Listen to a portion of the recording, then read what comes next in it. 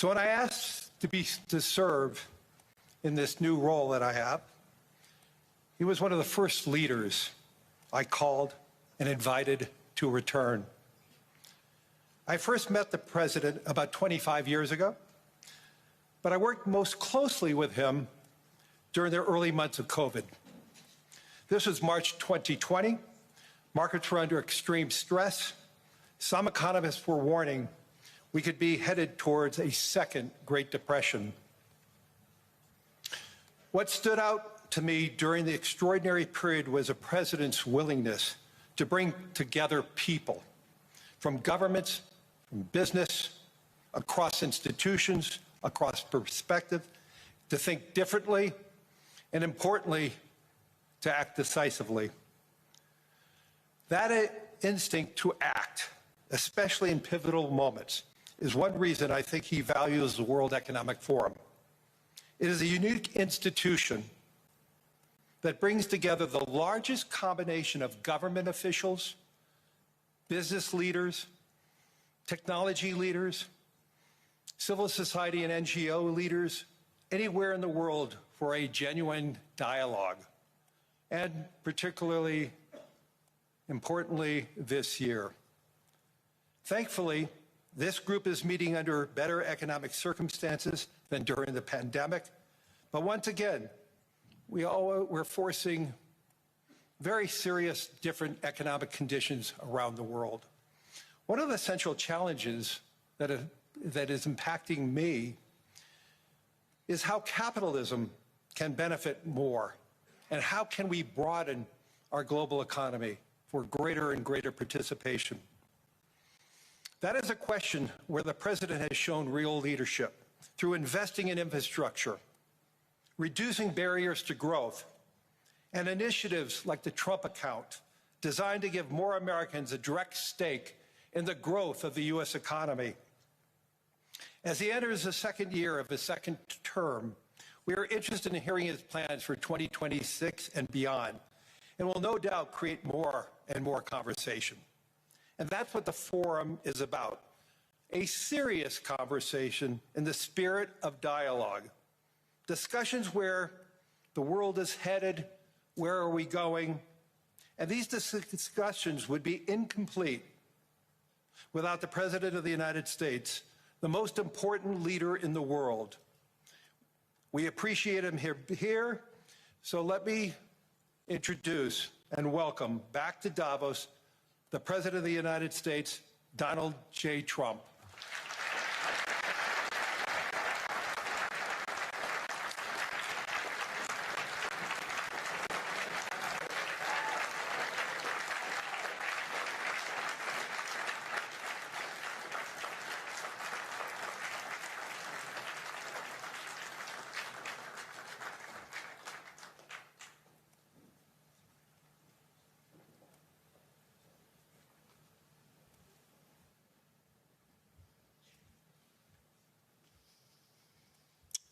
Well, thank you very much, Larry. It's great to be back in beautiful Davos, Switzerland, and to address so many respected business leaders, so many friends, few enemies, and all of the distinguished guests. It's a who's who, I will say that. I've come to this year's World Economic Forum with truly phenomenal news from America. Yesterday marked the one-year anniversary of my inauguration, and today, after 12 months back in the White House, our economy is booming, growth is exploding, productivity is surging, investment is soaring, incomes are rising, inflation has been defeated, our previously open and dangerous border is closed and virtually impenetrable. And the United States is in the midst of the fastest and most dramatic economic turnaround in our country's history. Under the Biden administration, America was plagued by the nightmare of stagflation, meaning low growth, and high inflation, a recipe for misery, failure, and decline. But now, after just 1 year of my policies, we are witnessing the exact opposite. Virtually no inflation, and extraordinarily high economic growth, growth like I believe you'll see very shortly our country has never seen before, perhaps no country has ever seen before. Over the past 3 months, core inflation has been just 1.6%. Meanwhile, fourth quarter growth is projected to be 5.4%, far greater than anybody other than myself and a few others had predicted. Since the election, the stock market has set 52 all-time high records. So that's in 1 year, 52 records, adding $9 trillion in value to retirement accounts, 401ks, and people's savings. People are doing very well. They're very happy with me. Since my inauguration, we've lifted more than 1.2 million people off of food stamps, and after 4 years in which Biden secured less than $1 trillion of new investment in our country. Think of that, 1 trillion, substantially less than that. In 4 years, we've secured commitments for a record-breaking $18 trillion, and we think when the final numbers come out, they'll be closer to $20 trillion of investment. That's never been done by any country at any time, not even close. Just over 1 year ago, under the radical left Democrats, we were a dead country. Now we are the hottest. Economy was through ever-increasing government spending, unchecked mass migration, and endless foreign imports. The consensus was that so-called dirty jobs and heavy industry should be sent elsewhere, that affordable energy should be replaced by the Green New Scam, and that countries could be propped up by importing new and entirely different populations from faraway lands. This was the path that Sleepy Joe Biden administration and many other Western governments very foolishly followed, turning their backs on everything that makes nations rich and powerful and strong. And there's so much potential in so many nations. The result was record budget and trade deficits and a growing sovereign deficit driven by the largest wave of mass migration in human history. We've never seen anything like it. Quite frankly, many parts of our world are being destroyed before our very eyes, and the leaders don't even understand what's happening. And the ones that do understand aren't doing anything about it. Virtually all of the so-called experts predicted my plans to end this failed model would trigger a global recession and runaway inflation. But we have proven them wrong. It's actually just the opposite. In 1 year, our agenda has produced a transformation like America has not seen in over 100 years. Instead of closing down energy plants, we're opening them up. Instead of building ineffective, money-losing windmills, we're taking them down and not approving any. Instead of empowering bureaucrats, we're firing them, and they're going out and getting jobs in the private sector for 2 and 3 times what they were making in government. So they started off hating me when we fired them, and now they love me. Instead of raising taxes on domestic producers, we're lowering them and raising tariffs on foreign nations to pay for the damage that they've caused. In 12 months, we have removed over 270,000 bureaucrats from the federal payrolls, the largest single-year reduction in government employment since the end of World War II. Nobody thought that was coming, but we had no choice. To make a country great, you can't have all federal jobs. We've cut federal spending by $100 billion and slashed the federal budget deficit by 27% in the single year. It's going to go down quite a bit more from that, driving inflation way down from the record highs of the Biden administration. Every month, they went up and up and up. I promised to cut 10 old regulations for every single new regulation, but instead I've cut, actually till this point, 129 regulations for every 1 new regulation approved. So every time they come in with a new regulation, we do at least 10, but so far it's averaging out to 129, if you can believe it. In July, we passed the largest tax cuts in American history, including no tax on tips, no tax on overtime, no tax on Social Security for our great seniors. We also provided 100% expensing. That's the one they like. And bonus depreciation for all new equipment and capital investments to help companies expand and shift production to America. They are so in love with that. They build a plant, they're able to deduct it immediately, the whole thing, rather than waiting 38 to 41 years in the old days. This is a miracle taking place. Nobody thought it would ever be done by any country, but it's done by us. It was what made my first term the most successful 4-year term that we've ever had from a financial standpoint. And now we've upped it. This is a 10-year program, not a 1-year program, but you're allowed to deduct everything in 1 year. It used to be 38 to 41 years. With tariffs, we've radically reduced our ballooning trade deficit, which was the largest in world history. We were losing more than $1 trillion every single year, and it was just wasted. It was going to waste. But in 1 year, I slashed our monthly trade deficit by a staggering 77%, and all of this with no inflation, something everyone said could not be done. There were a couple of brilliant people that actually thought I was doing the right thing. I thought I was doing the right thing. Now they all think I'm doing the right thing because they can't believe the numbers. American exports are now up by more than $150 billion. Domestic steel production is up by 300,000 tons a month, and it's doubling over the next 4 months. It's doubling and tripling, and we have steel plants being built all over the country. Nobody thought they'd see that. Factory construction is up by 41%.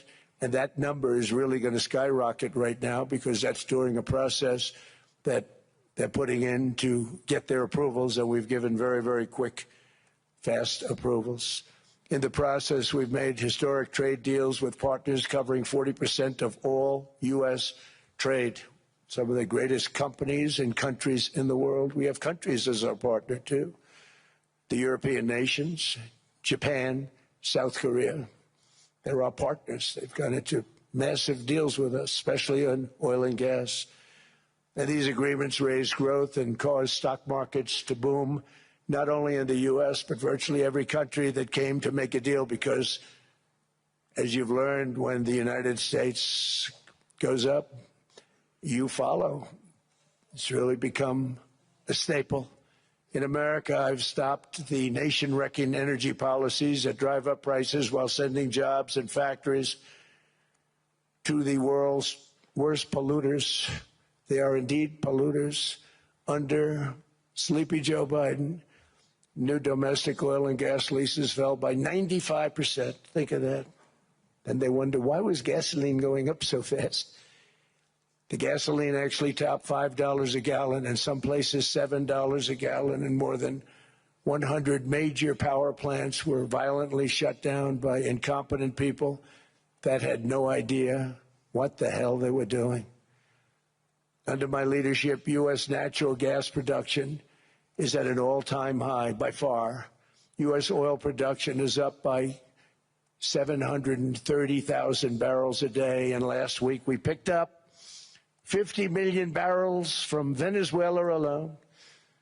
Venezuela has been an amazing place for so many years, but then they went bad with their policies. 20 years ago, it was a great country, and now it's got problems, but we're helping them. And those 50 million barrels, we're going to be splitting up with them, and they'll be making more money than they've made in a long time. Venezuela is going to do fantastically well. We appreciate all of the cooperation we've been giving.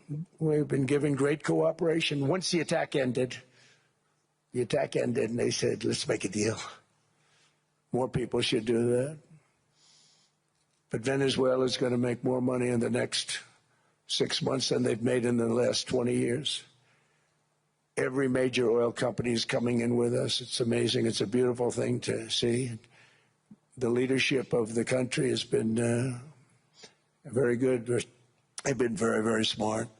The price of gasoline is now below $2.50 a gallon in many states, $2.30 a gallon in most states.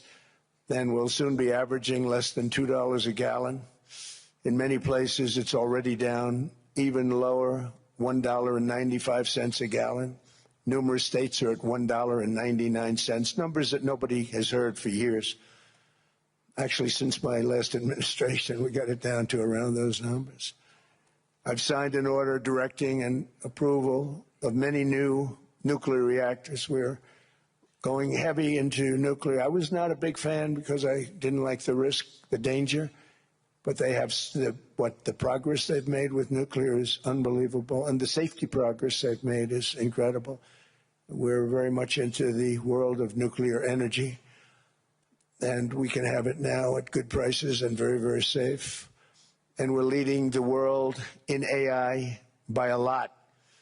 We're leading China by a lot. I think President Xi respects what we've done, in part because I've allowed these big companies building these massive buildings to build their own electric capacity. They're building their own power plants, which when added up is more than any country anywhere in the world is doing. I read recently an article in the Wall Street Journal that China's creating so much energy, and they are. I got to hand it to them. But we're creating as much or more, and we're letting them do that. I'm very proud of it. It was my idea.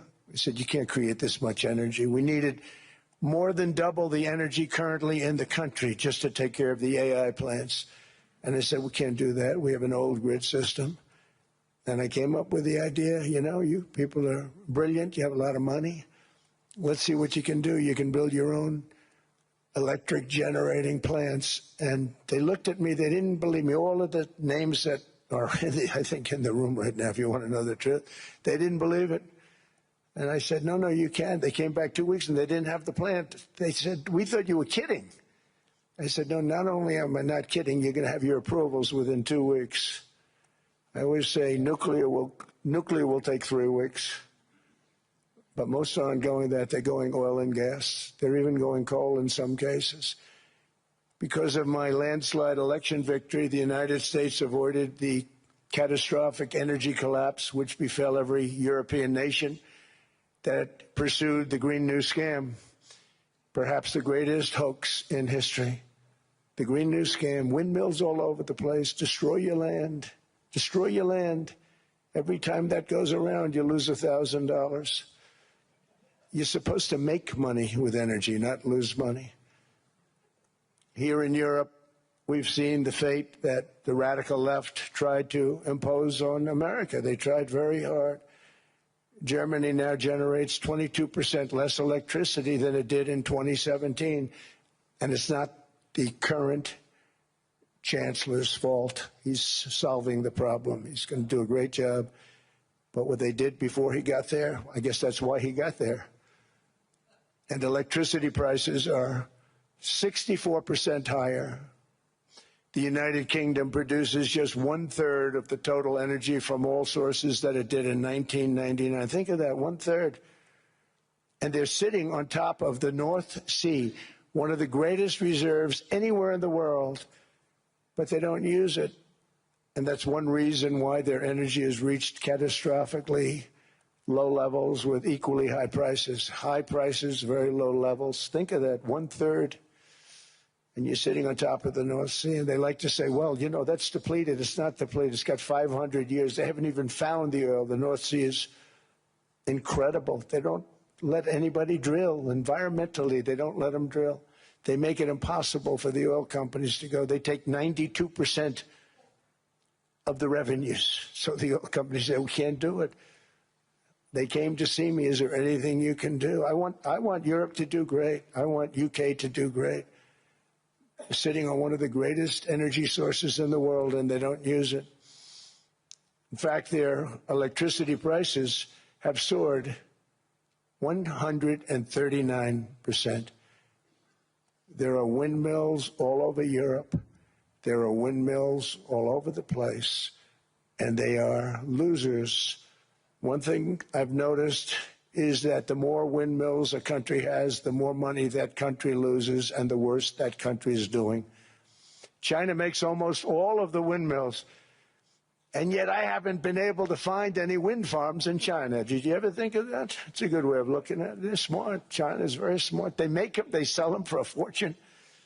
They sell them to the stupid people that buy them, but they don't use them themselves. They put up a couple of big wind farms, but they don't use them. They just put them up to show people what they could look like. They don't spin. They don't do anything. They use a thing called coal, mostly. But China goes with the coal. They go with oil and gas.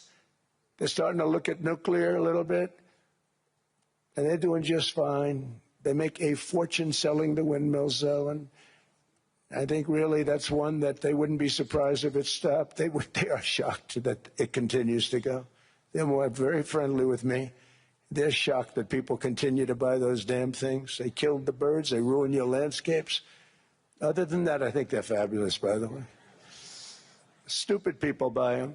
The consequences of such destructive policies have been stark, including lower economic growth, lower standards of living, lower birth rates, more socially disruptive migration, more vulnerability to hostile foreign adversaries, and much, much smaller militaries.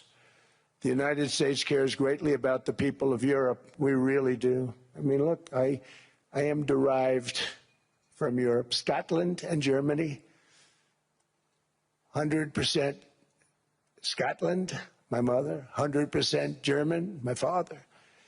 And we believe deeply in the bonds we share with Europe as a civilization. I want to see it do great. That's why issues like energy, trade, immigration, and economic growth must be central concerns to anyone who wants to see a strong and united West, because Europe and those countries have to do their thing. They have to get out of the culture that they've created over the last 10 years. It's horrible what they're doing to themselves. They're destroying themselves. These beautiful, beautiful places. We want strong allies, not seriously weakened ones. We want Europe to be strong. Ultimately, these are matters of national security, and perhaps no current issue makes the situation more clear than what's currently going on with Greenland. Would you like me to say a few words of Greenland? I was going to leave it out of the speech, but I think I would have been reviewed very negatively. I have tremendous respect for both the people of Greenland and the people of Denmark, tremendous respect. But every NATO ally has an obligation to be able to defend their own territory. And the fact is, no nation or group of nations is in any position to be able to secure Greenland other than the United States. We're a great power, much greater than people even understand. I think they found that out 2 weeks ago in Venezuela. We saw this in World War II, when Denmark fell to Germany after just 6 hours of fighting and was totally unable to defend either itself or Greenland. So the United States was then compelled, we did it, we felt an obligation to do it, to send our own forces to hold the Greenland territory. And hold it we did, at great cost and expense. They didn't have a chance of getting on it, and they tried. Denmark knows that. We literally set up bases on Greenland for Denmark. We fought for Denmark. We weren't fighting for anyone else. We were fighting to save it for Denmark. Big, beautiful piece of ice. It's hard to call it land. It's a big piece of ice. But we saved Greenland and successfully prevented our enemies from gaining a foothold in our hemisphere. So we did it for ourselves also. And then after the war, which we won it big. Without us, right now you'd all be speaking German and a little Japanese, perhaps. After the war, we gave Greenland back to Denmark. How stupid were we to do that? But we did it. But we gave it back. But how ungrateful are they now? So now our country and the world face much greater risks than it did ever before because of missiles, because of nuclear, because of weapons of warfare that I can't even talk about. 2 weeks ago, they saw weapons that nobody ever heard of. They weren't able to fire one shot at us. They said, what happened? Everything was discombobulated. They said, we've got them in our sights. Press the trigger, and nothing happened. No anti-aircraft missiles went up. There was one that went up about 30 feet and crashed down right next to the people that sent it. They said, what the hell is going on? Those defensive systems were made by Russia and by China. So they're going to go back to the drawing boards, I guess. Greenland is a vast, almost entirely uninhabited and undeveloped territory. It's sitting undefended in a key strategic location between the United States, Russia, and China. That's exactly where it is, right smack in the middle. Wasn't important nearly when we gave it back. You know, when we gave it back, it wasn't the same as it is now. It's not important for any other reason, you know, everyone talks about the minerals. There's so many places. There's no rare earth, no such thing as rare earth. There's rare processing, but there's so much rare earth. And to get to this rare earth, you got to go through hundreds of feet of ice. That's not the reason we need it. We need it for strategic national security and international security. This enormous unsecured island is actually part of North America, on the northern frontier of the Western Hemisphere. That's our territory. It is therefore a core national security interest of the United States of America. And in fact, it's been our policy for hundreds of years to prevent outside threats from entering our hemisphere, and we've done it very successfully. We've never been stronger than we are now. That's why American presidents have sought to purchase Greenland for nearly 2 centuries. You know, for 2 centuries they've been trying to do it. They should have kept it after World War II, but they had a different president. That's all right. People think differently. Much more necessary now than it was at that time, however. In 2019, Denmark said that they would spend over $200 million to strengthen Greenland's defenses. But as you know, they spent less than 1% of that amount. 1%. There's no sign of Denmark there. And I say that with great respect for Denmark, whose people I love, whose leaders are very good. It's the United States alone that can protect this giant mass of land, this giant piece of ice, develop it and improve it and make it so that it's good for Europe and safe for Europe and good for us. And that's the reason I'm seeking immediate negotiations to once again discuss the acquisition of Greenland by the United States, just as we have acquired many other territories throughout our history, as many of the European nations have. They've acquired. There's nothing wrong with it. Many of them, some went in reverse, actually, if you look. Some had great, vast wealth, great, vast lands all over the world. They went in reverse. They're stuck back where they started. That happens too. But some grow. But this would not be a threat to NATO. This would greatly enhance the security of the entire alliance, the NATO alliance. The United States is treated very unfairly by NATO. I want to tell you that. And when you think about it, nobody can dispute it.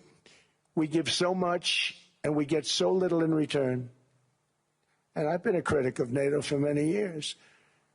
And yet I've done more to help NATO than any other president by far, than any other person. You wouldn't have NATO if I didn't get involved in my first term. The war with Ukraine is an example. We are thousands of miles away, separated by a giant ocean.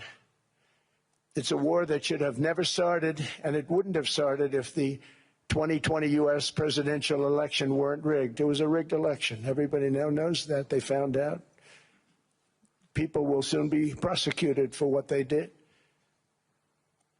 It's probably breaking news, but it should be. It was a rigged election. You can't have rigged elections.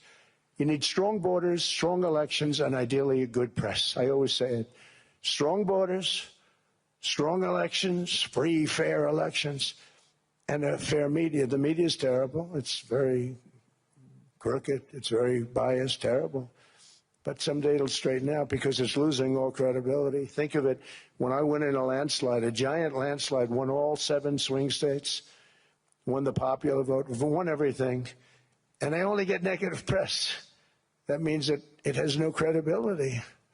And if they're going to get credibility, they're going to have to be fair. So you need a fair press. But you also need those other elements. And I inherited a terrible, terrible situation. If you look, the border was open. The inflation was raging. Everything was bad with the United States when I came into office. But I also inherited a mess with Ukraine and Russia, something that would have never happened. And I know Putin very well. He and I would discuss Ukraine. It was the apple of his eye, but he wasn't going to do anything. I said, Vladimir, you're not doing it. He would never have done it. It was terrible what happened. I could see it happening, too. After I left, I could see it happening. Biden had given Ukraine and NATO $350 billion, a staggering sum, $350 billion. I came in, and just like the southern border, just like inflation, just like our economy, I said, wow, this place is in trouble, meaning our country. All of these things were out of control. But the border was out of control. We fixed it with the strongest border anywhere in the world.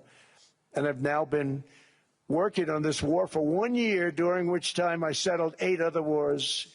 India, Pakistan. I settled other wars that were Vladimir Putin called me, Armenia, Azerbaijan. He said, I can't believe you settled that one. They were going on for 35 years. I settled it in 1 day. And President Putin called me. He said, you know, I can't believe I've worked on that war for 10 years trying to settle it. I couldn't do it. I said, do me a favor, focus on settling your war. Don't worry about that one.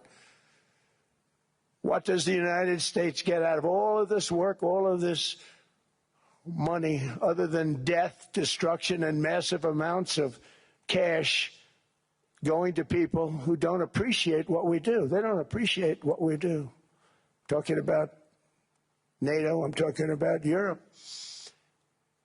They have to work on Ukraine. We don't. The United States is very far away. We have a big, beautiful ocean separating us. We have nothing to do with it. Until I came along, NATO was only supposed to pay 2% of GDP. But they weren't paying. Most of the countries weren't paying anything. The United States was paying for virtually 100% of NATO. And I got that stopped. I said, that's not fair. But then, more importantly, I got NATO to pay 5%, and now they were paying, and now they are paying. So something nobody said was possible. They said, we will never go up higher than 2%. But they went to 5%, and now they're paying the 5%. They didn't pay the 2%, and now they're paying the 5%. And they're stronger for it, and they have an excellent, by the way, Secretary General, who's possibly in the room. Mark, are you here? Yes, he's here. Hello, Mark.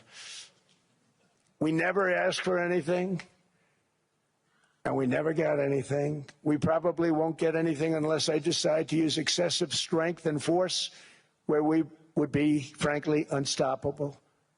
But I won't do that. Okay? Now everyone's saying, oh, good. That's probably the biggest statement I made, because people thought I would use force. I don't have to use force. I don't want to use force. I won't use force. All the United States is asking for is a place called Greenland, where we already had it, as a trustee, but respectfully returned it back to Denmark not long ago, after we defeated the Germans, the Japanese, the Italians, and others in World War II. We gave it back to them. We were a powerful force then, but we are a much more powerful force now, after I rebuilt the military in my first term and continue to do so today. We have a budget of $1.5 trillion. We're bringing back battleships. The battleship is 100 times more powerful than the great battleships you saw in World War II, those great, big, gorgeous ships, the Missouri, the Iowa, the Alabama. Because I thought maybe we could take them out of mothballs. They said, no, sir, these ships are 100, think of that, 100 times more powerful than those big, magnificent pieces of art that you saw so many times ago, that you still see on television. You say, wow, what a force. 100 times, each ship 100 times more powerful than the big battleships of the past. So that was the end of the mothball story. So what we have gotten out of NATO is nothing except to protect Europe from the Soviet Union and now Russia. I mean, we've helped them for so many years. We've never gotten anything, except we pay for NATO. And we paid for many years until I came along. We paid for, in my opinion, 100% of NATO because they weren't paying their bills. And all we're asking for is to get Greenland, including right title and ownership, because you need the ownership to defend it. You can't defend it on a lease. Number one, legally it's not defensible that way, totally. And number two, psychologically, who the hell wants to defend a license agreement or a lease, which is a large piece of ice in the middle of the ocean where if there is a war, much of the action will take place on that piece of ice. Think of it. Those missiles would be flying right over the center of that piece of ice.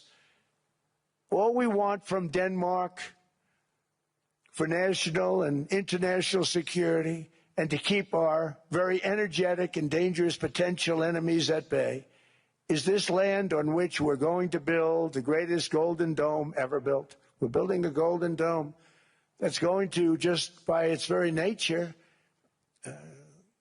going to be defending Canada. Canada gets a lot of freebies from us, by the way. They should be grateful also, but they're not. I watched your Prime Minister yesterday. He wasn't so grateful. But they should be grateful to us. Canada lives because of the United States. Remember that, Mark, the next time you make your statements. What we did for Israel was amazing, but that's nothing compared to what we have planned for the United States, Canada, and the rest of the world. We are going to build a dome like no other. We did it for Israel. And by the way, I told Bibi, stop taking credit for the dome. That's our technology. That's our stuff. But they had a lot of courage, and they were good fighters, and they did a good job, and we wiped out the Iran nuclear threat like nobody can believe. Nobody's ever seen anything like it.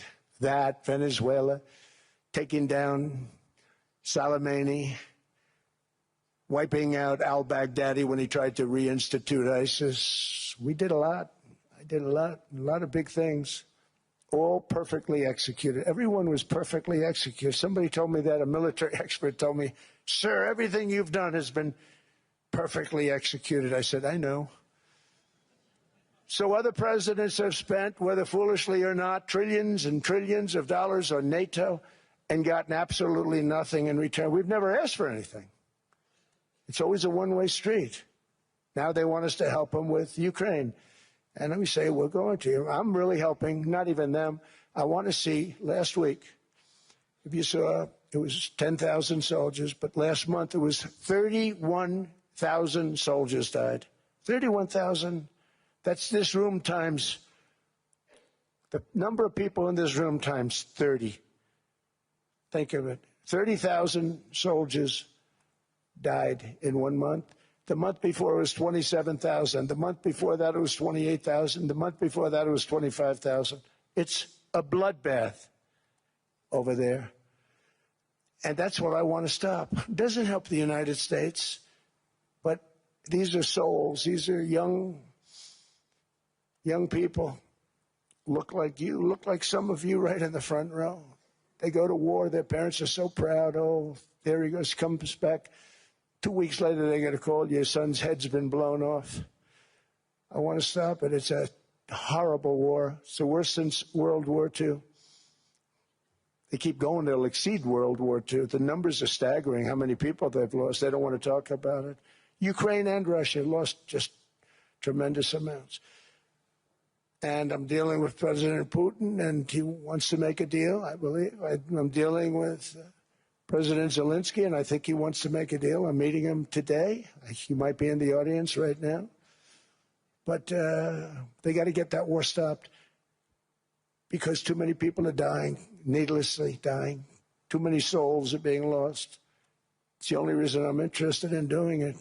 But in doing it, I'm helping Europe, I'm helping NATO, and I've until the last few days when I told them about Iceland, they loved me. they called me daddy, right, last time. A very smart man said, he's our daddy. He's running it. I was like running it. I went from running it to being a terrible human being.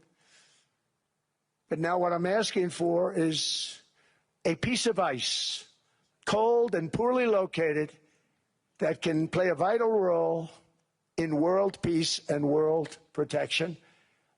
It's a very small ask compared to what we have given them for many, many decades.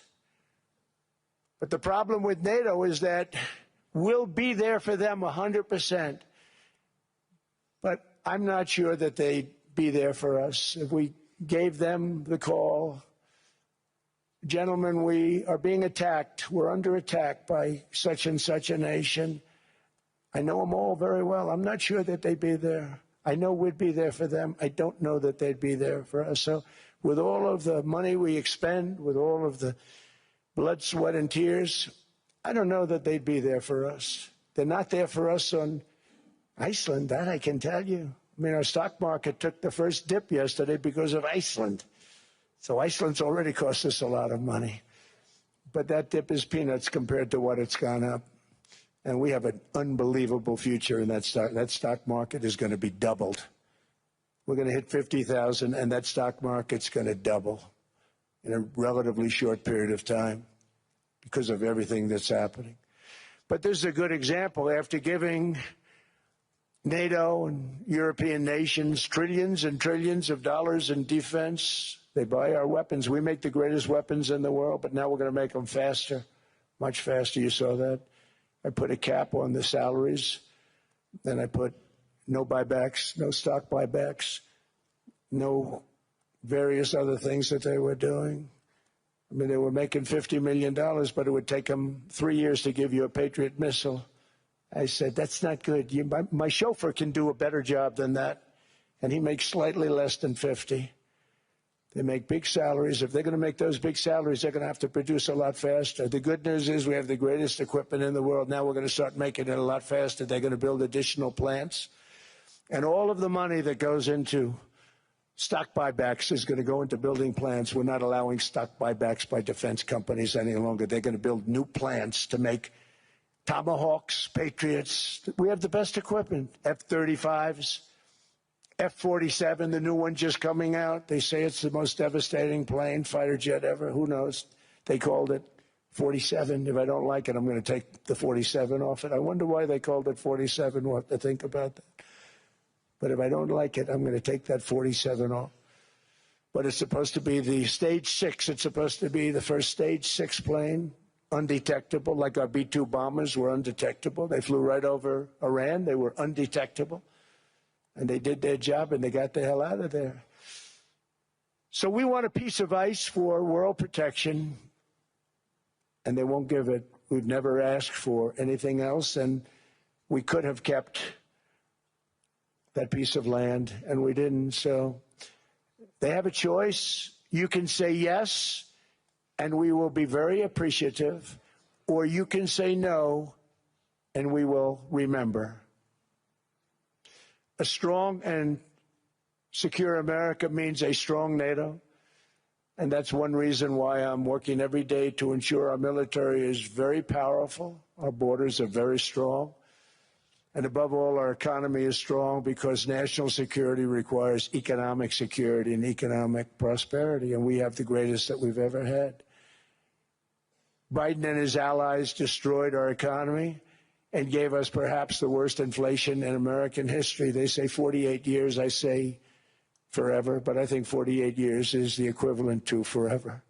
Whether it's 48 years or ever, it's terrible, costing the typical family $33,000. What they did to this country should never, ever be forgotten. It's early. But he has to be rated as the worst president we've ever had by far. The auto pen did much of the damage. The auto pen, he was the auto pen president, because I don't believe a sane president would have ever signed the kind of things that he signed. But now grocery prices, energy prices, airfares, mortgage rates, rent, and car payments are all coming down, and they're coming down fast. We inherited a mess, but we've done a hell of a job in 12 months. Under my most favored nation policy for drug prices, the cost of prescription drugs is coming down by up to 90%, depending on the way you calculate. You could also say 5, 6, 7, 800%. There are two ways of figuring that. But we have a favored nations policy that every president wanted, no president was able to get. I got it, and other nations approved it. And I had to use tariffs in order to get it because they said, no way. In other words, a pill that costs 10% in London costs $130. Think it costs $10 in London, costs $130 in New York or in Los Angeles. And I'd say, boy, that's bad. Friends of mine would say, you know, we go to London, you can buy the stuff for nothing. We go all over the world, we could buy it for nothing. Because basically America was subsidizing every nation in the world. Because presidents allowed them to get away with it. It became very tough. So when I called up Emmanuel Macron, I watched him yesterday with those beautiful sunglasses. What the hell happened? But I watched him sort of be tough. But he was at $10 for a pill. And I said, Emmanuel, and I have all the big pharmaceutical companies are in total agreement. It wasn't easy, by the way. They're tough, smart. They've been getting away with the scam for a long time. But they gave it up. But they said, you'll never get the countries to approve it. I said, why is that? Because they won't. They always said, we're not paying any more. Get the rest for the United States. So over the years, they stayed the same. We just went up, up, up. And I mean, we would pay 13, 14, 15 times more than some certain countries would. So I said, no, they'll approve it 100%. Sir, you'll never get them to approve it. I said, I guarantee you. But I actually started with Emmanuel, who probably is in the room too. And I like him. I actually like him. Hard to believe, isn't it? And I said, Emmanuel, you're going to have to lift the price of that pill to $20, maybe $30. Think of that. That means it's a doubling of prescription drugs. Might be a tripling, might be a quadrupling. It's not easy. No, no, no, Donald, I will not do that. I said, yes, you will, 100%. He said, no, no, no. You're asking me to double. I said, Emmanuel, you've been taking advantage of the United States for 30 years with prescription drugs. You really should do it, and you will do it. I have no doubt. In fact, I am 100% sure you're going to. No, no, no, I will not do it. Because, yes, in all fairness to him, he has to double or triple. Because the world being a bigger place than the United States, it's not that you meet in the middle. You just have to go up some, and we come down a lot. They go up a little, we come down a lot. So we're at $130, they're at 10. So they may have to go to 20 or 30. No more than that.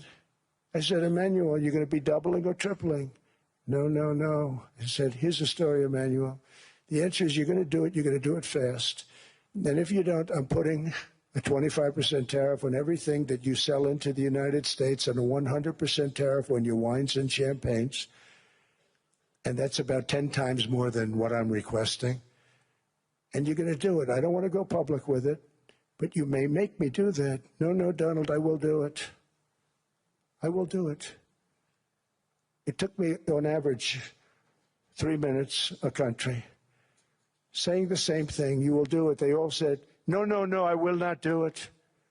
You're asking me to double the cost of prescription. I said, that's right, because you've been screwing us for 30 years.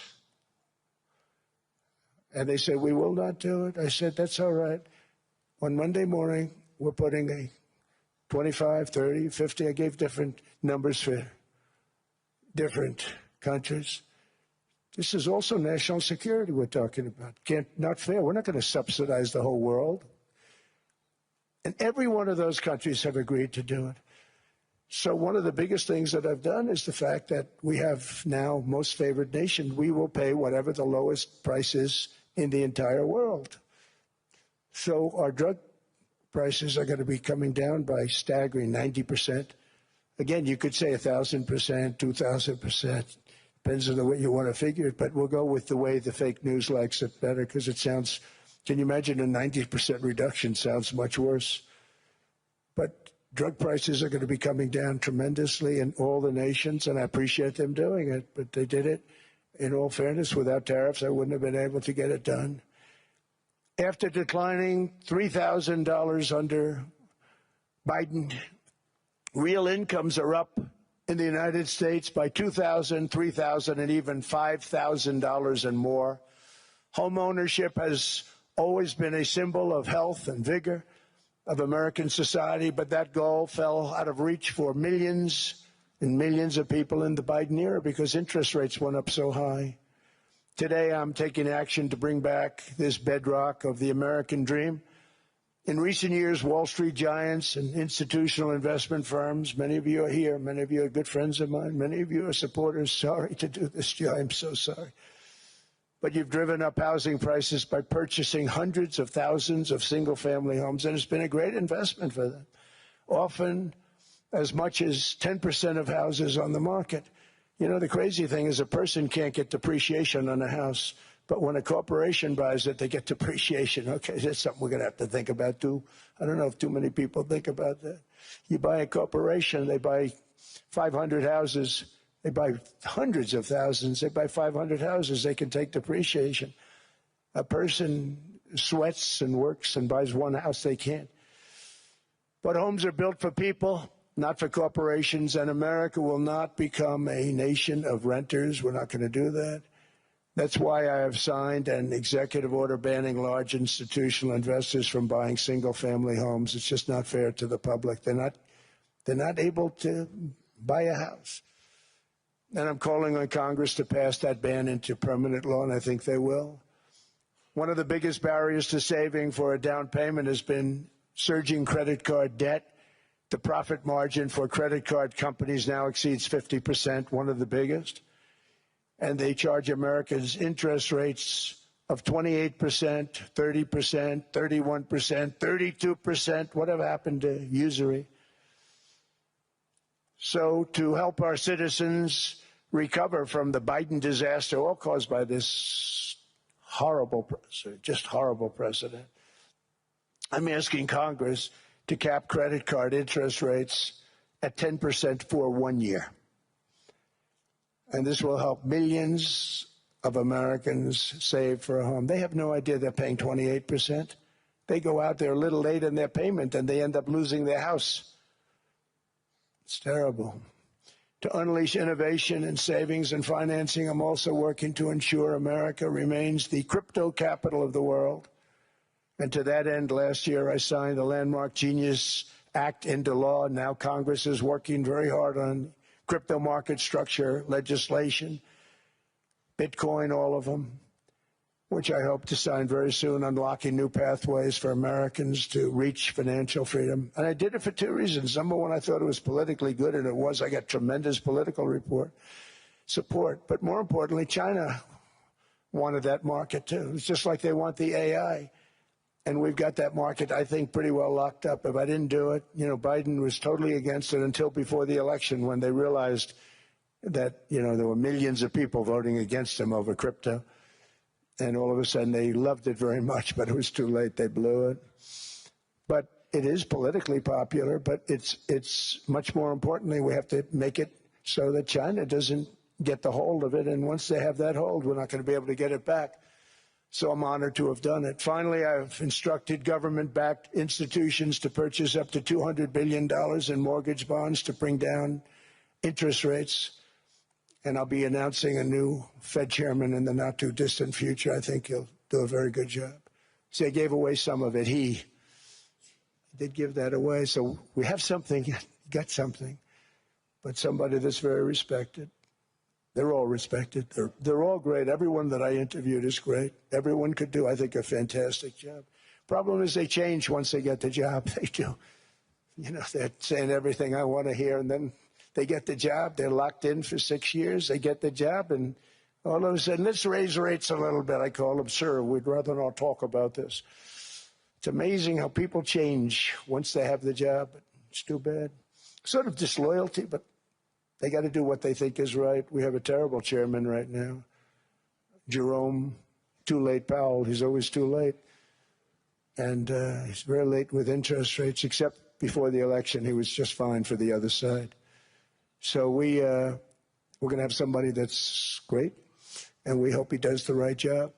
Last week, the average 30-year mortgage rate dropped below 6% for the first time in many years. Another major factor in driving up housing costs was the mass invasion of our borders. And I have to say one thing about housing, because nobody ever says this. I am very protective of people that already own a house, of which we have millions and millions and millions. And because we have had such a good run, the house values have gone up tremendously. And these people have become wealthy. They weren't wealthy. They become wealthy because of their house. And every time you make it more and more and more affordable for somebody to buy a house cheaply, you're actually hurting the value of those houses, obviously, because the one thing works in tandem with the other. And I don't want to do anything that's going to hurt the value of people that own a house who, for the first time in their lives, are walking around the streets of whatever city they're in, very proud that their house is worth $500,000, $600,000, $700,000. Now, if I want to really crush the housing market, I could do that so fast that people could buy houses, but you would destroy a lot of people that already have houses. In some cases, they've mortgaged their house, and the mortgage would be very low, and all of a sudden the mortgage without any changes becomes very high, and they end up losing the house. I'm not going to hurt, and I speak with Scott, who's doing a fantastic job, and Howard, who's doing a fantastic job, and all of my people. And I always say, look, you know, I can crush the hell out of the market. We can drop interest rates to a level, and that's one thing we do want to do. That's natural. That's good for everybody. You know, the dropping of the interest rates, we should be paying a much lower interest rate than we are. We should be paying the lowest interest rate of any country in the world, because without the United States, you don't have a country. I mean, I had a case with Switzerland. We happened to be in Switzerland. Maybe I'll give you a quick story. But they were paying nothing. They make beautiful watches, great watches, Rolex, all of them. They were paying nothing to the United States when they sent their product in. And we had a $41 billion deficit. $41 billion with this beautiful place. Flew over it, isn't it nice?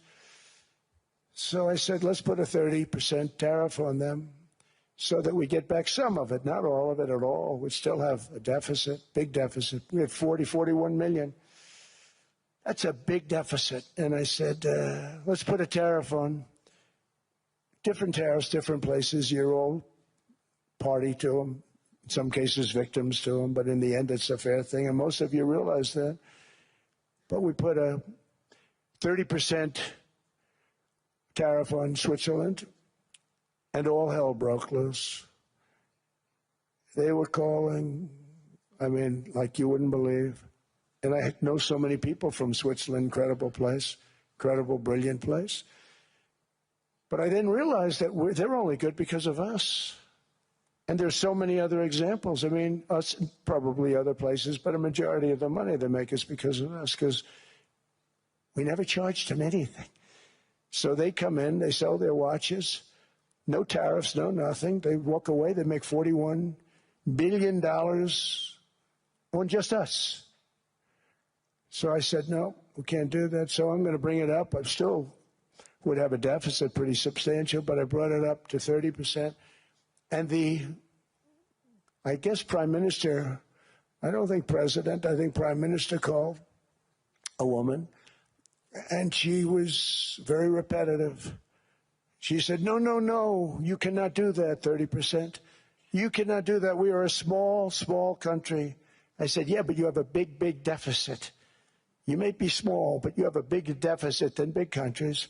He said, no, no, no, please, you cannot do it. Kept saying the same thing over and over. We are a small country. I said, but you're a big country in terms of, and she just rubbed me the wrong way, I'll be honest with you. And I said, all right, thank you, ma'am, appreciate it. Do not do this. Thank you very much, ma'am. And I made it 39%. And then all hell really broke out. And I was paid visits by everybody. Rolex came to see me. They all came to see me. But I realized, and I reduced it, because I don't want to hurt people. I don't want to hurt them. And we brought it down to a, lower level. Doesn't mean it's not going up, but we brought it down to a lower level. But they pay now, tariff. But I realized that we have many places like that where they're making a fortune because of the United States. Without the United States, they wouldn't be making anything. Think of it. Switzerland made $41 billion on us. And as she said, it's a small place. And I realized with that, I don't know, it was so, because she was so aggressive. And I realized in that conversation that the United States is keeping the whole world afloat. Many places, I could give you 6, 7 places just in the people in this little area. I know every one of them. They're looking down. They don't want to see me, and they don't want to stare me in the eyes. But they're taking advantage of, everybody took advantage of the United States. But I've been very fair, and I gave them a tariff, and it was fine. But I realized that without us, it's not Switzerland anymore. Without us, it's not any of the countries that are represented here. And we want to work with the countries. We want to work with them. We're not looking to destroy them. I could have said 39, 40%. I could have said I want a 70% tariff, then we make money with Switzerland. But Switzerland would have been probably destroyed, financially destroyed. I don't want to do that. But we should be paying the lowest interest rate of everybody. I hope Scott's listening to this, because we should be paying the lowest interest rate of everybody. Without us, most of the countries don't even work. And then you have the protection factor. Without our military, which is the greatest in the world by far, without our military, you have threats that you wouldn't believe. You wouldn't believe. You don't have threats because of us, and that's because of NATO. One other thing, and I have to say it so importantly, in the old days, and I used to say I'm the youngest in the room. Now I'm among the older. I hate to say it. I don't feel old, but I'm among the older. But I remember not long ago, 20, 25 years ago, when good news came out about, let's say, the United States. The United States had a great quarter. The United States had a great month. All the stocks went up. And that's the way it's supposed to be. Now when they say the United States had a record quarter, it's unbelievable how well it's doing, all the stocks crash because they say, oh no, inflation, they're going to raise interest rates. And they do. Some of these stupid people like Powell, they raise interest rates. And what they do is they stop you from being successful. It used to be when we had a great quarter, a great month, great earnings, great anything, any good news, the stock market went up. That's the way it's going to be. We got to do that again, because that's the way it should be. Now when we have a great month, they want to kill it. Like we did over 5%. People were surprised. We should do 20%. We could do 25%. When we announce good numbers, and the reason is they're so petrified of inflation. And growth doesn't mean inflation. We've had tremendous growth with very low inflation. In fact, growth can fight inflation, proper growth. So we want to get back to the days when we announce great numbers, because we're going to be announcing phenomenal. You know, all these factories that are being built at record, thousands of businesses are being built right now. Remember, $18 trillion is invested. I think the second number is 3. And that was China many years ago. Investments in the country from outside. 18 trillion, nobody's ever seen. And that's money coming in and building things, factories. Thousands of businesses are being built, thousands. Hundreds of big factories, car plants are moving back to the United States. They're coming in from Canada. They're coming in from Mexico, from Japan. Japan's coming in and building plants here in order to avoid tariffs. They're coming in from China. They're coming in from all over the world. We have more plants being built now, car plants, than we've ever had built, even in the heyday from the 1940s and 50s. and they're bigger. They don't use renovations anymore where they take an old plant, they rip it down, they build a brand new plant, super modern plant. But it's happening at levels that nobody's ever seen. In 2024, the U.S. built less than 2 million new homes, but Biden admitted more than 8 million new migrants. And those days are over. In 2025, for the first time in 50 years, the United States had reverse migration. Boy, that was nice. And these were criminals that were being taken out of our country because they allowed people to come into our country from jails, from gangs, drug dealers, murderers. 11,888 murderers. We've gotten most of them out. And then ICE gets beat up by stupid people from leadership in Minnesota. We actually are helping Minnesota so much, but they don't appreciate it. Most places do. You know, Washington, D.C. is the safest place now in the United States. It was a very dangerous place to walk, and now you can walk with your wife, your kids, right through the middle of the city. Right now, Washington, D.C. is as safe as it gets. It was one of the most unsafe. I had to admit, we sent in the military, the National Guard. Within 2 months, it was great. Within 3 months, it's like a really great place and a safe place and a beautiful place. It's even been cleaned up. The graffiti's gone. The fences are gone. We don't have to worry about fences anymore. All of the places, the grasses are cut and replaced with new grass in many cases. It's all going to happen in the spring. But Washington and D.C. is beautiful again, and it's safe. New restaurants are opening up. They were all closing. Now you can't get into a restaurant. Restaurants in Washington, D.C. are all opening. Memphis also, Memphis, Tennessee, New Orleans, Louisiana. We're there for 3 weeks. We've cut the crime down by 64%. Within another month, we'll have virtually no crime there. We can do that all over. We're going to help the people in California. We want to have no crime. I know Gavin was here. I used to get along so great with Gavin when I was president. Gavin's a good guy. And we're going to, if he needed it, I would do it in a heartbeat. I'd love to see. We did help them a lot in Los Angeles, a lot with the early in my term when they had some problems. But we would love to do it. I will say this, if I were a Democrat governor or whatever, I would call up Trump. I'd say, come on in, make us look good. Because we're cutting crime down to nothing. And we're taking people out, career criminals, who are only going to do bad things, and we're bringing them back to their countries. But where we've done it, it's been amazing. And we have a capacity to do it at much greater levels. We're cutting illegal aliens off welfare and other government benefits, and I have directed that starting immediately, there will be no more payments to sanctuary cities because they are really just sanctuaries for criminals. They're really protecting criminals, and those are the ones we have to get out of the country. Murderers, drug dealers, the mentally insane. They emptied their mental institutions into the United States.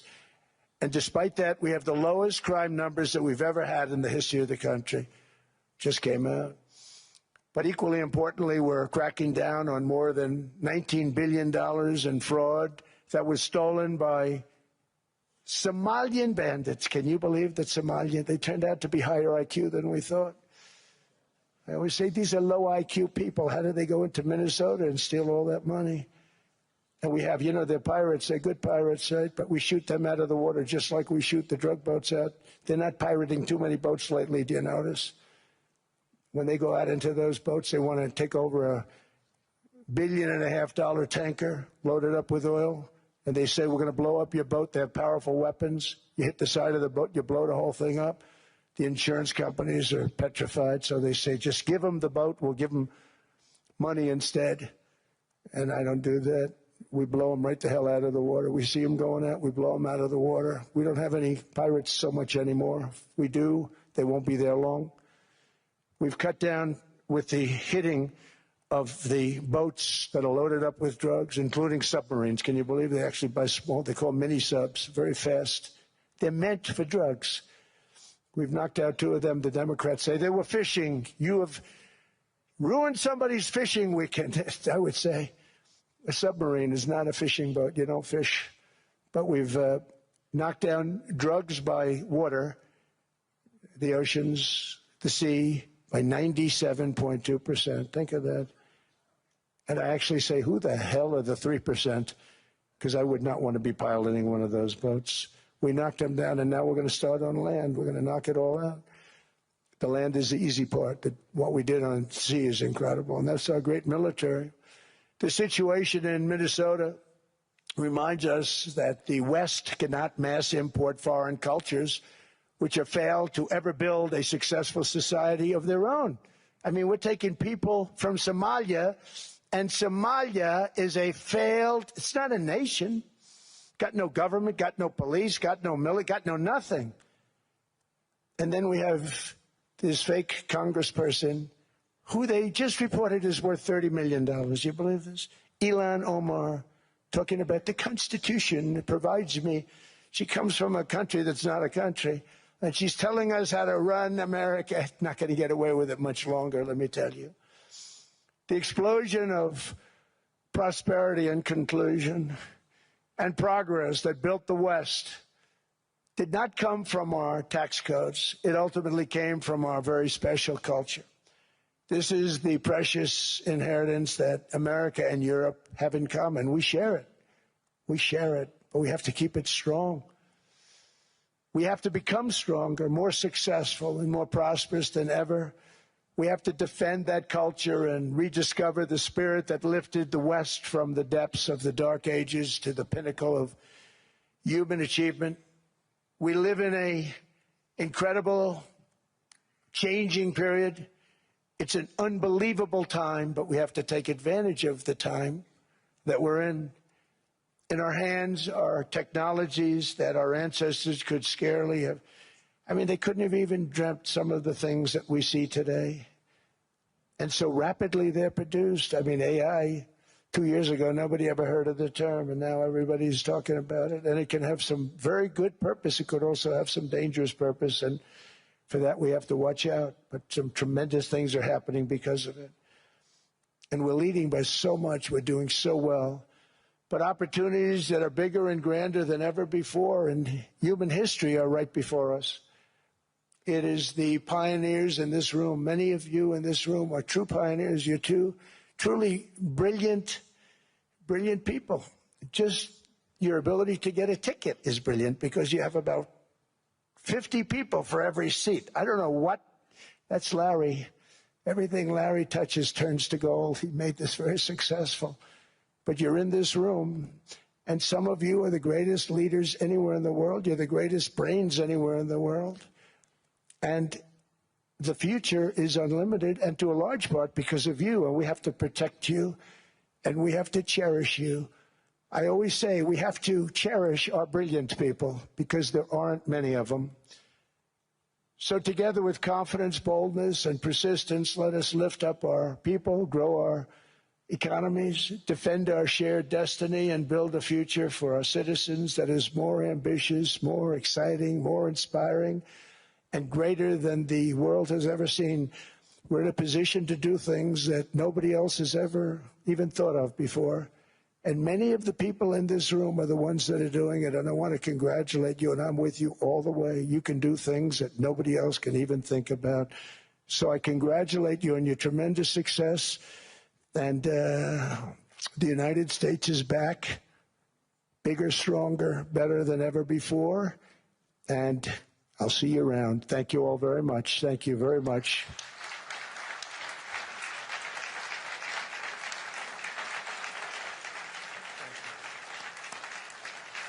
Thank you.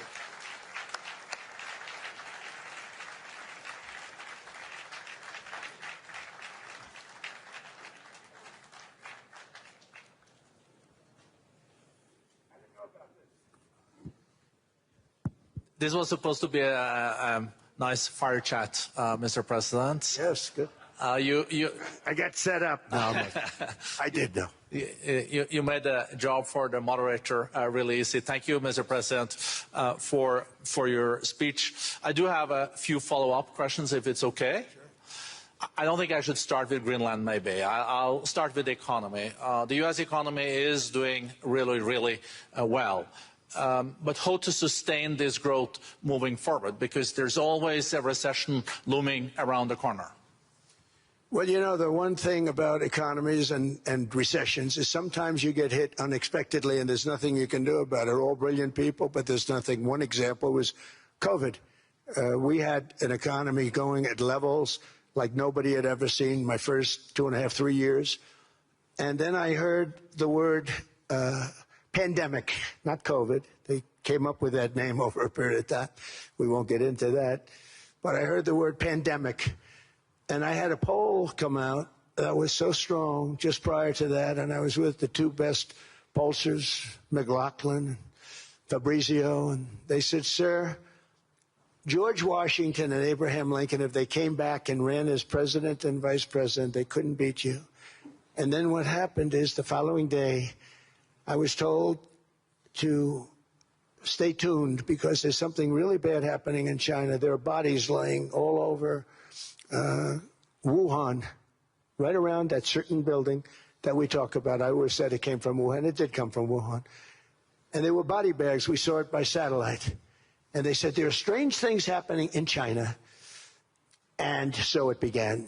And we ended up with the COVID, and the whole world suffered. We did a phenomenal job. I don't think we got the credit we deserved. We did something that Operation Warp Speed, which some people say was one of the greatest military feats ever. We did a great job. Used our military, used a lot of people. But sometimes you get hit with things, nothing you can do. You get hit with things like that unexpectedly. And we got through it. And when I left, the stock market was higher than it was previous to the COVID coming up. And I called it a great achievement. But things happen. Bad things happen. The things that we can stop are wars, if we're smart. That we can stop. Those are a matter of being intelligent and having intelligent people on the other side. Because wars are the worst of all. Wars are worse than anything. But we can stop wars because that's sort of up to us. But things like dust flying in the air, wherever COVID comes from or whatever comes, sometimes you have to be a little bit lucky. But we are poised to have an economy like no other, not only in this country, but anywhere. And you know, when you hear the kind of numbers that I can tell you that Scott Bessent was with me the other day, and he's looking at numbers. He said, I can't. And that's all he's done his whole life, pretty much your whole life. Scott, you weren't going to be a football player, I don't think. Scott was not that great at football, but he was always good at numbers, right? And he was looking at numbers. He said, I've never seen anything like this. We're poised to do things that no other country has ever done. And, you know, luck, I hate to say it, but we need a little luck. We don't want to get hit by something that nobody could have thought. Whoever thought we were going to hit by a pandemic? You know, when I heard the word pandemic, I said, oh, that's an ancient problem. World War I, they lost 100 million people. It actually ended World War I. A lot of people don't know. The Spanish flu in World War I ended the war because all the soldiers were sick. The soldiers were so sick on both sides, and that war was raging, and they were all dying from the Spanish flu. They were sick as dogs. They couldn't fight. So, you know, you don't know how that would have turned out. But so we do, I mean, subject to that, and I always have to put a caveat in for it, but we're poised to have the greatest growth of any large country, I think any country that there's been. When you look at what's happening in the United States, it's really amazing. Thank you. One thing that maybe keeps you up at night, I know you don't sleep that much anyway, Mr. President, is the debt. The U.S. debt is high, is now the biggest expenditure on your budget. How to get out of that impasse? Well, the big thing is growth. I mean, growth is the way. If we grow like this, we go from having at $37 trillion. We go from having high debt to low debt. But we also are cutting expenses, you know, the old-fashioned way. We have extraordinary growth. I think we're going to be growing our way out. I think we're going to be paying off debt. We're taking in tremendous money from tariffs fairly. And again, I'm using them judiciously. You know, Switzerland's a case study. I could have gotten much more. I could have asked for much more. But we're using them judiciously. But I think growth, most importantly, and then cutting costs. Now, if you take a look at Minnesota, $19 billion in fraud and other things. people going to airports, they came into the country, they don't have 10 cents, and they're leaving with hundreds of thousands of cash in their bags. When we get to that, and our DOJ, Pam, and Todd, and all the people that work over there, and all of the people that work in here, I can tell you, Scott Bessent is working on that. It's a priority, right? You have your whole team. We're in there looking for where this money is coming from, how much it is. It could be more than $19 billion. Can you believe that? That's just one state. If we were able to cut out 50% of the fraud, 50%, and we should be able to do better than that, we would have a balanced budget without having to talk about even growth. So we have a lot of options, but we're working very hard on that. That's a big deal. It's not just the protests, the fake protests done by agitators and, you know, professional insurrectionists. That's what they are. They're professional troublemakers. But we are looking very strong at the money, too, in Minnesota and other places. I think, Mr. President, also the $500 billion invested in artificial intelligence and the frontier technologies last year also were driving growth exponentially in the U.S. Well, AI has been a big factor. AI is massive. I mean, Mark Zuckerberg showed me a plant where he put it over a map of Manhattan, and it was basically the size of Manhattan. This is not, I said, you got to be kidding. It's a plant that was miles long, miles wide, very high. I don't think it was as high like the Empire State Building, but it was high. And it literally covered most of the island of Manhattan. That's called a big plant. And, you know, when I heard they're going to spend $50 billion building it, I said, you know, if you spend $50 million, you can build a nice little shopping center. If you spend $500 million, you can build a good shopping center. But how do you spend $50 billion? When I looked at this thing, I said, you think you'll be able to do it for that? It's amazing when, you know, some of the plants that I see, and I see them all. And again, so big as we're letting them build their own electric generation. This way we have no problem. And otherwise they'd be complaining. There'd be nobody able to, but, you know, we have an old grid system. And not only that, they're going to sell at a very cheap price the excess electricity that they create back into our grid. So that'll solve some problems for certain states that don't have enough electricity. We also know that on the AI, there is fierce competition between the U.S. as the largest economy in the world, 27% of the global GDP and 5% of the global population, not doing that badly, and China.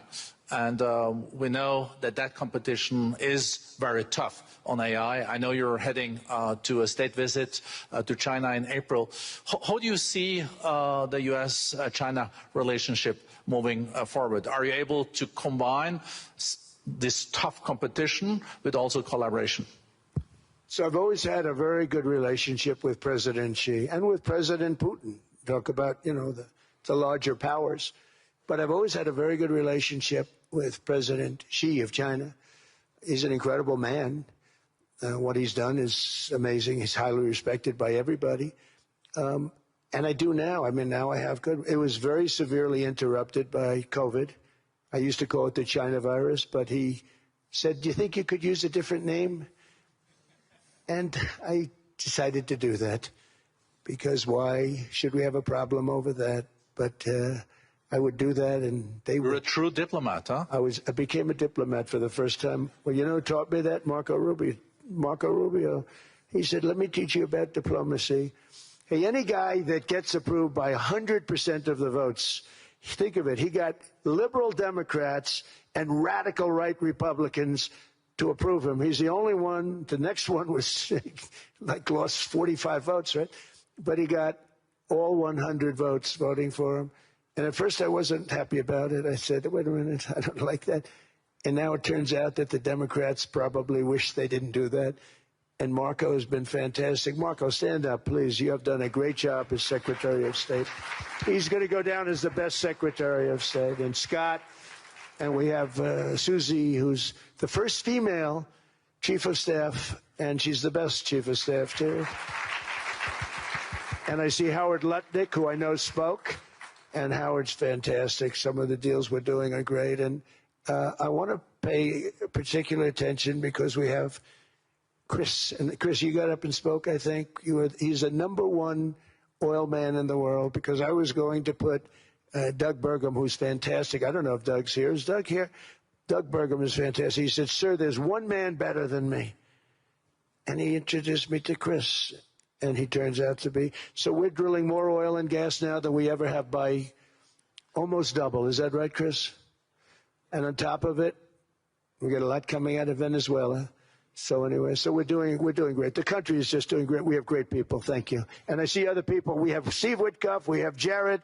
I got so many people. I'm in trouble because when I go back, they're going to be people with long faces. Sir, you didn't introduce me. I got so many people.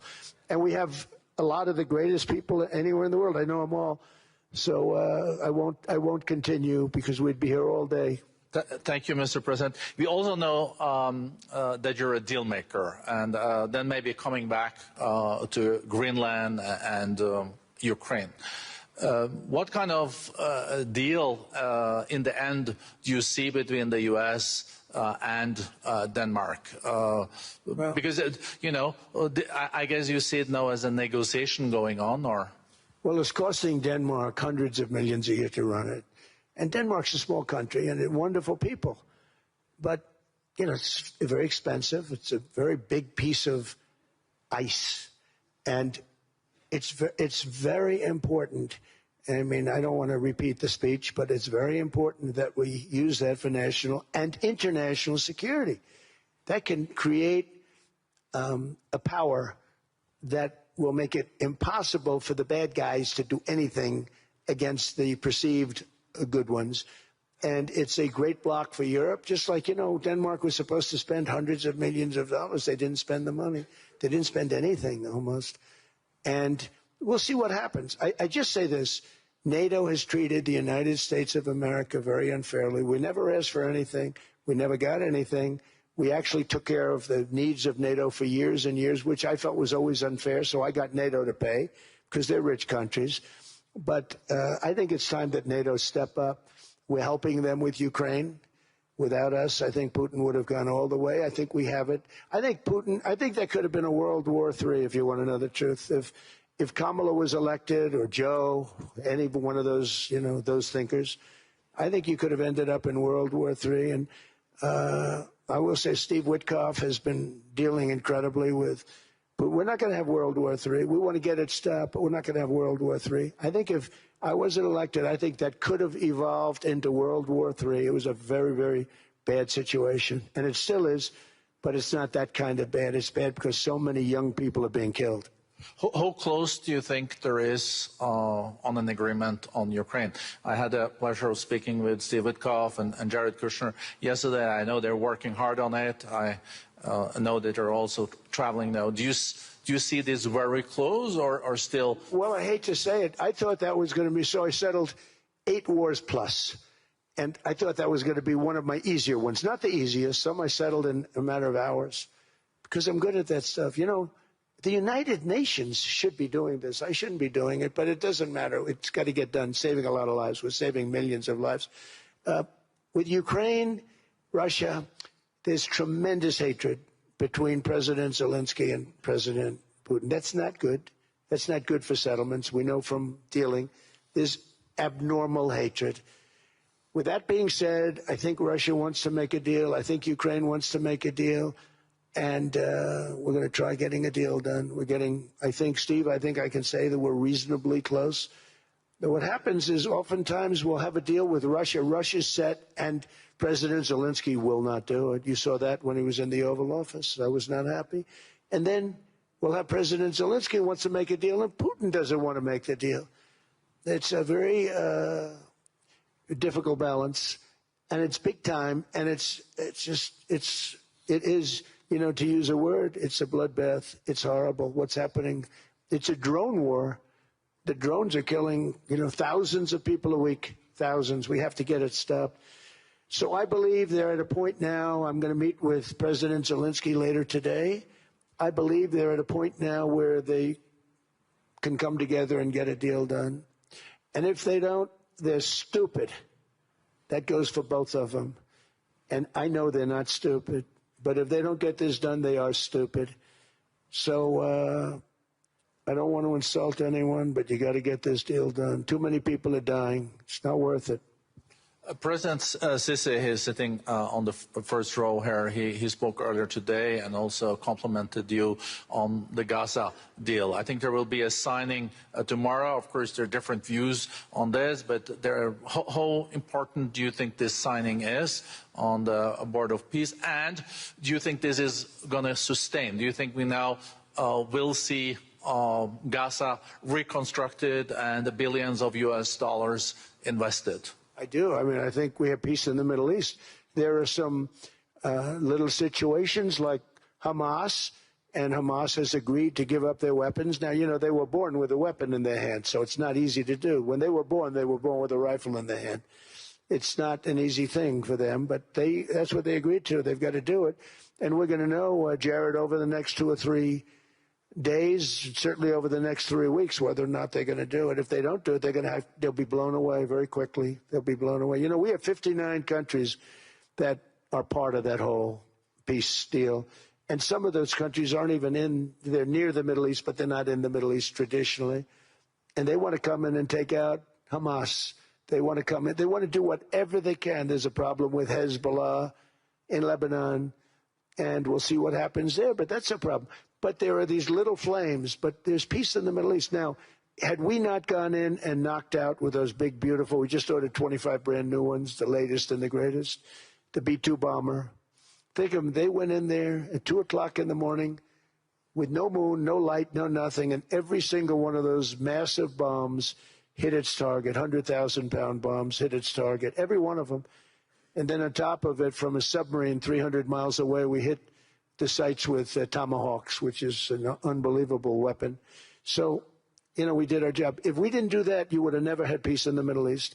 And the countries like Saudi Arabia, UAE, and Qatar could never have, and others could never have signed anything because you would have had this dark cloud, and the dark cloud was Iran with nuclear. Iran would, if we didn't take them out, they would have had a nuclear weapon within 2 months. They were very close to having the nuclear weapon, and we hit them hard. And it was a total obliteration. If they may try again, but they're going to have to try from a different area because that area was obliterated. Incredible thing we did.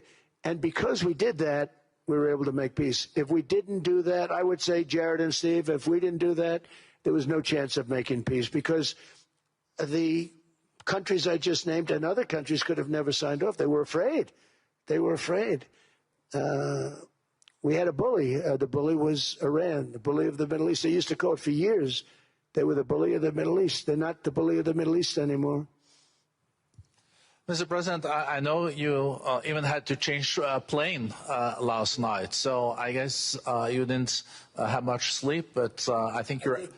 but your energy is still there. I know you have several bilateral meetings. I know you're also hosting a reception. So thank you so much for coming back to Davos. Thank you so much. It's highly appreciated. Well, thank you very much. Thank you, everybody, very much. Thank you.